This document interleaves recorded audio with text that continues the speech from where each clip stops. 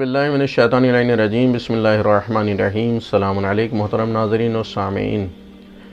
23वीं माह मुबारक रमज़ान की दुआ लेकर के हाज़िर हैं, जिसमें हम अपने रब से कुछ चीज़ें तलब करने वाले हैं। गुनाहों को धोने का मुतालबा परवरदिगार से।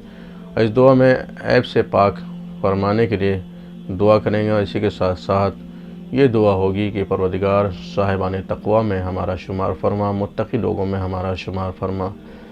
अल्लाहुम्मा सल्लि अला मुहम्मद व आले मुहम्मद। बिस्मिल्लाहिर्रहमानिर्रहीम। अल्लाहुम्मा ग़स्सिलनी फ़ीहि मिनज़्ज़ुनूब व तह्हिरनी फ़ीहि मिनल उयूब वम्तहिन क़ल्बी फ़ीहि बितक़वल क़ुलूब या मुक़ीना असरातिल मुज़निबीन। आइए देखते हैं आज की दुआ का तर्जुमा मतलब क्या है।